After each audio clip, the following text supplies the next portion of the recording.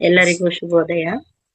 ಎಲ್ಲರಿಗೂ ನನ್ನ ಆತ್ಮ ಬಂಧುಗಳಿಗೂ ನನ್ನ ನಮಸ್ಕಾರಗಳು. ಮೊಟ್ಟ ಮೊದಲಿಗೆ ಪಿತಾಮಹ ಬ್ರಹ್ಮರ್ಷಿ ಪತ್ರಿಜಿಯವರಿಗೂ ಹಾಗೆ ಮಹಾವತಾರ್ ಬಾಬಾ ರವರಿಗೂ ಮತ್ತು ನಮ್ಮ ಈ ಮಹೋತ್ತರ ಫೌಂಡೇಶನ್ ಮಹಾ ಸಂಸ್ಥಾಪಕರಾದ ರಂಗನಾಥ್ ಗುರುಜಿಯವರಿಗೂ ಮತ್ತು ಭೂತಾಯಿಗೂ ಪ್ರಕೃತಿ ಮಾತೆಗೂ ಗುರು ಹಿರಿಯರಿಗೂ ಹಾಗೂ ನನ್ನ ತಂದೆ ತಾಯಿಯವರಿಗೂ ನಮಸ್ಕರಿಸುತ್ತಾ ನಮ್ಮ ಎಲ್ಲ ಆತ್ಮ ಬಂಧುಗಳಿಗೂ ಪುನಃ ನಮಸ್ಕರಿಸುತ್ತಾ ನನ್ನ ಟಾಪಿಕ್ ಅನ್ನು ಶುರು ಮಾಡುತ್ತೇನೆ. ಮಾಸ್ಟರ್ಸ್, ಇವತ್ತು ನಾನು ರಾಗಿ ಅಂಬಲಿಯ ಬಗ್ಗೆ ಮಾತಾಡ್ಬೇಕು ಅಂತ ಇದ್ದೀನಿ. ನಾನು ತೆಗೆದುಕೊಂಡಿರುವ ವಿಷಯ ರಾಗಿ ಅಂಬಲಿ. ರಾಗಿ ಅಂಬಲಿಯನ್ನು ದಿನ ಕುಡಿಯುವುದರಿಂದ ಅದರಿಂದ ಏನೇನ್ ಪ್ರಯೋಜನ ಆಗುತ್ತೆ, ಏನೇನ್ ಉಪಯೋಗ ಇದೆ ಅಂತ ತಿಳಿಸ್ಬೇಕು ಅಂತ ತಿಳಿಸ್ತೀನಿ. ಅದರಿಂದ ಆಗುವ 10 ಪ್ರಯೋಜನಗಳನ್ನು ತಿಳಿಸಲು ಇಚ್ಛಿಸುತ್ತೇನೆ. ಈಗ ಹಿಟ್ಟಂ ತಿಂದಂ ಬೆಟ್ಟಂ ಕಿತ್ತಿಟ್ಟಂ ಅನ್ನೋ ಹಾಗೆ ಹಿಟ್ಟು ಅಂದ್ರೆ ರಾಗಿ ಮುದ್ದೆ ತಿಂದವರಿಗೆ ಅಷ್ಟು ಬೆಟ್ಟವನ್ನು ಕೀಳುವಷ್ಟು ಶಕ್ತಿ ಇರುತ್ತೆ ಅಂತ ಹೇಳ್ತಾರೆ. ಈಗ ರಾಗಿ ಮುದ್ದೆ ತಿನ್ನಕ್ ಇಷ್ಟ ಇಲ್ದವರು ಡೈಲಿ ರಾಗಿ ಅಂಬಲಿಯನ್ನು ಮಾಡ್ಕೊಂಡು ಕುಡಿಬಹುದು. ಅದರಿಂದನೂ ತುಂಬಾ ಪ್ರಯೋಜನ ಇದೆ. ರಾಗಿ ಅಂಬಲಿ ಜನಪ್ರಿಯವಾದ ಆರೋಗ್ಯಕರವಾದ ಪಾನೀಯವಾಗಿದೆ. ಇದು ರಾಗಿ ಅಂಬಲಿಯನ್ನು ದಿನಾಲು ಕುಡಿಯುವುದರಿಂದ ದೇಹಕ್ಕೆ ಎಷ್ಟೆಲ್ಲ ಒಳ್ಳೆಯದಾಗುತ್ತೆ ಅಂತ ತಿಳಿಯೋಣ. 1, ರಕ್ತದ ಸಕ್ಕರೆ ಮಟ್ಟವನ್ನು ನಿಯಂತ್ರಿಸುತ್ತದೆ. ಅಂದ್ರೆ ಶುಗರ್ ಇದ್ದವರಿಗೆ ಅದು ಶುಗರ್ ಮಟ್ಟವನ್ನು ನಿಯಂತ್ರಿಸುತ್ತದೆ. ರಾಗಿಯಲ್ಲಿ ಫೈಬರ್ ಸಮೃದ್ಧವಾಗಿದೆ. ಇದು ಮಧುಮೇಹ ರೋಗಿಗಳಿಗೆ ಇದು ಒಳ್ಳೆಯ ಆಯ್ಕೆಯಾಗಿದೆ ಮತ್ತು ಇದನ್ನು ಬಳಸುವುದರಿಂದ ತೂಕ ಇಳಿಕೆಗೂ ಸಹಕಾರಿಯಾಗಿದೆ. ರಾಗಿಯಲ್ಲಿರುವ ಫೈಬರ್ ಅಂಶದಿಂದ ದೀರ್ಘಕಾಲ ಹೊಟ್ಟೆ ತುಂಬಿದ ಭಾವನೆ ಇರುತ್ತದೆ. ರಾಗಿದೇನೇ ಆಗಲಿ ಮುದ್ದೆ ಊಟ ಮಾಡಿದ್ರು ಬೇಗ ನಮ್ಗೆ ಹಸುವಾಗಲ್ಲ. ಈಗ ನೋಡಿ, ಅನ್ನ ತಿಂದ ತಕ್ಷಣ ಬೇಗ ಹಸುವಾಗುತ್ತೆ. ರಾಗಿ ಮುದ್ದೆ ಊಟ ಮಾಡಿದಾಗ ಕಾಲು ನೋವು ಇಂಥವೆಲ್ಲ ಸ್ವಲ್ಪ ಕಮ್ಮಿ ಆಗುತ್ತೆ. ಹಾಗೆ ಆದ್ರಿಂದ ಹೊಟ್ಟೆ ತುಂಬಿದ ಭಾವನೆ ಇರುತ್ತದೆ. ಇದು ರಕ್ತದ ಸಕ್ಕರೆಯನ್ನು ನಿಯಂತ್ರಿಸಲು ಸಹಾಯ ಮಾಡುತ್ತದೆ.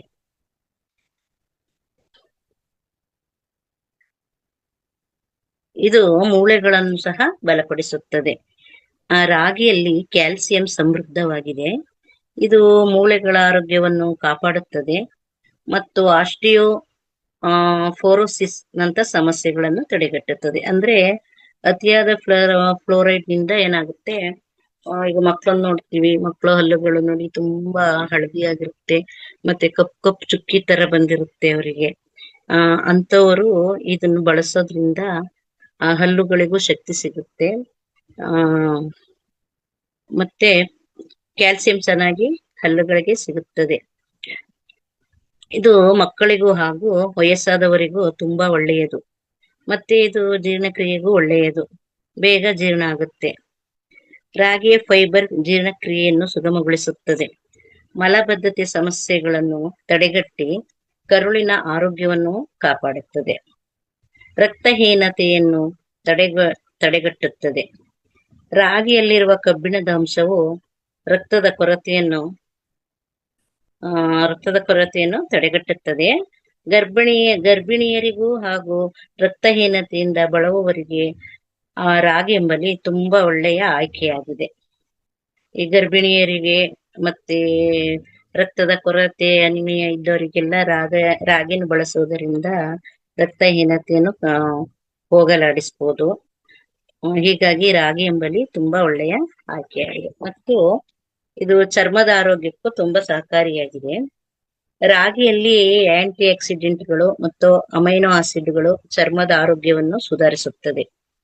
ಇದು ಕಾಂತಿಯುಕ್ತ ಚರ್ಮಕ್ಕೆ ಸಹಾಯ ಮಾಡುತ್ತದೆ ಮತ್ತು ಇದು ಶಕ್ತಿಯನ್ನು ಒದಗಿಸುತ್ತದೆ.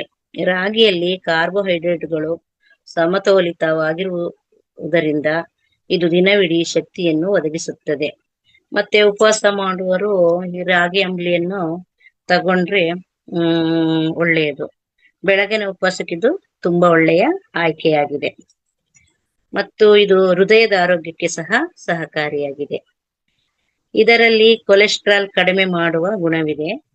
ಇದು ಹೃದಯದ ಆರೋಗ್ಯವನ್ನು ಕಾಪಾಡಲು ಸಹಾಯ ಮಾಡುತ್ತದೆ ಮತ್ತು ರಕ್ತನಾಳಗಳನ್ನು ಸ್ವಚ್ಛವಾಗಿಡುತ್ತದೆ ಮತ್ತು ನಮ್ಮ ಒತ್ತಡವನ್ನು ಕಡಿಮೆ ಮಾಡುತ್ತದೆ. ರಾಗಿಯಲ್ಲಿರುವ ಟ್ರಿಪ್ಟೋಫ್ಯಾನ್ ಎಂಬ ಅಮೈನೋ ಆಸಿಡ್ ಒತ್ತಡವನ್ನು ಕಡಿಮೆ ಮಾಡಲು ಸಹಾಯ ಮಾಡುತ್ತದೆ ಮತ್ತೆ ಇದು ಒಳ್ಳೆಯ ನಿದ್ರೆಗೂ ಸಹಕಾರಿಯಾಗಿದೆ. ಮತ್ತು ಇದು ಪರಿಸರ ಸ್ನೇಹಿ ಮತ್ತು ಕೈಗೆಟುಕುವ ಬೆಲೆಯಲ್ಲಿ ಇದೆ. ಇದು ಜಾಸ್ತಿ ಏನು ಅಕ್ಕಿ ಅಷ್ಟು ರೇಟ್ ಇರಲ್ಲ, ಸ್ವಲ್ಪ ಕಮ್ಮಿನೇ ಇರುತ್ತೆ. ಆದ್ದರಿಂದ ಇದು ಕೈಗೆಟುಕುವ ಬೆಲೆಯಲ್ಲಿರುತ್ತದೆ.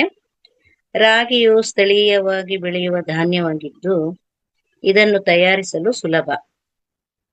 ಇದು ಆರೋಗ್ಯಕರವಾದ ಜೀವನ ಶೈಲಿಗೆ ಒಂದು ಉತ್ತಮವಾದ ಆಯ್ಕೆಯಾಗಿದೆ. ಮತ್ತು ಇದರಿಂದ ಏನೇನೋ ತಿಂಡಿಗಳು ಮಾಡ್ಬೋದು, ತಿಂಡಿ ತಿನಿಸು ಏನ್ ಮಾಡ್ಬೋದು ಅಂತ ಹೇಳ್ತೀನಿ. ರಾಗಿ ಹಲ್ವಾ ಮಾಡ್ಬೋದು ಮತ್ತು ರಾಗಿದು ಮಣ್ಣಿ ಮತ್ತೆ ಒಂದು ರಾಗಿ ತೆನೆಯನ್ನು ತಂದ್ಬಿಟ್ಟು ರಾಗಿ ತೆನೆಗಳನ್ನೆಲ್ಲ ಅವನ್ನೆಲ್ಲ ಒಟ್ಟು ಮಾಡಿ ಕುಕ್ಕರಿಗೆ ಹಾಕಿ ಒಂದೆರಡು ವಿಷಲ್ ಹಾಕ್ಸಿ ಬೇಯಿಸ್ಬಿಟ್ಟು ಆ ರಾಗಿನೆಲ್ಲ ತಗೊಂಡು ಅದನ್ನ ಉಪ್ಪಿಟ್ಟು ತರ ಮಾಡ್ಬೋದು. ಅದಕ್ಕೆ ಹಸಿಮೆಣಸಿನ್ಕಾಯಿ, ಈರುಳ್ಳಿ, ಟೊಮೆಟೊ ಹೀಗೆ ಆಮೇಲೆ ತೆಂಗಿನ ತುರಿ ಇದು ಹಾಕಿದ್ರೆ ಅದು ಉಪ್ಪಿಟ್ಟಿನ ತರ ಚೆನ್ನಾಗಿರುತ್ತೆ. ಮತ್ತು ರಾಗಿಯನ್ನು ಮಿಕ್ಸಿ ಮಾಡಿ ಸೋಸಿ ಬೆಲ್ಲ ಮತ್ತು ಏಲಕ್ಕಿ ಹಾಕಿ ಕುಡಿಯಬಹುದು. ಇದು ತಂಪಾದ ಪಾನೀಯವಾಗಿರುತ್ತದೆ. ಈಗ ಬೇಸಿಗೆ ಕಾಲದಲ್ಲಂತೂ ಇದರ ಪ್ರಯೋಜನಕಾರಿ ತುಂಬಾ ಇರುತ್ತದೆ. ಮತ್ತೆ ರಾಗಿದು ಇಡ್ಲಿನೂ ಮಾಡ್ಬೋದು. ರಾಗಿ ಇಡ್ಲಿ ಮಾಡೋದು ಹೇಗೆ ಅಂತಂದ್ರೆ, ಒಂದು 3 ಲೋಟ ರಾಗಿಗೆ 3/4 ಲೋಟ ಉದ್ದಿನ ಬೇಳೆ, 2 ಇಡಿ ಅವಲಕ್ಕಿ ಹಾಕಿ ಚೆನ್ನಾಗಿ ತೊಳೆದು ನೆನೆ ಹಾಕ್ಬಿಡೋದು ಬೆಳಗ್ಗೆನೆ. ರಾತ್ರಿ ರುಬ್ಬಿ ಇಡ್ಬೇಕು ಅದನ್ನ. ಮತ್ತೆ ಬೆಳಗ್ಗೆ ಅದಕ್ಕೆ ಉಪ್ಪು ಹಾಕಿ ಇಡ್ಲಿ ಮಾಡೋದ್ರಿಂದ ಸೊಗಸಾದ ಮೃದುವಾದ ರುಚಿಕರವಾದ ಇಡ್ಲಿ ತಯಾರಾಗುತ್ತದೆ. ಹೀಗೆ ರಾಗಿ ಅಂಬಲಿಯಿಂದ ತುಂಬಾ ಇಷ್ಟೆಲ್ಲ ಪ್ರಯೋಜನ ಇದೆ. ಈ ಬೇಸಿಗೆಯಲ್ಲಂತೂ ಇದನ್ನು ತಗೊಳ್ಳೋದ್ರಿಂದ ಆರೋಗ್ಯನೂ ತಂಪಾಗಿರುತ್ತೆ. ಇದು ಆರೋಗ್ಯಕಾರಿಯಾದ ಧಾನ್ಯವಾಗಿದೆ.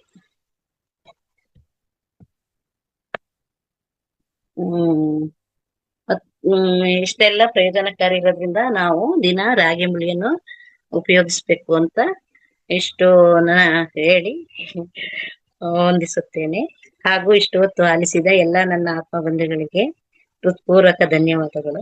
ಹಾಗೂ ಯೂಟ್ಯೂಬ್ ನಲ್ಲಿ ನೋಡುವ ನನ್ನ ಬಂಧುಗಳಿಗೂ ಹೃತ್ಪೂರ್ವಕ ಧನ್ಯವಾದಗಳು. ಮತ್ತು ಈ ವೇದಿಕೆಯನ್ನು ಕಲ್ಪಿಸಿಕೊಟ್ಟಿರುವ ಮಹತ್ತರ್ ಫೌಂಡೇಶನ್ ಮುಖ್ಯ ಸಂಸ್ಥಾಪಕರಾದ ರಂಗನಾಥ್ ಗುರುಜಿಯವರಿಗೂ ನನ್ನ ಧನ್ಯವಾದಗಳು. Thank you ma'am. Thank you.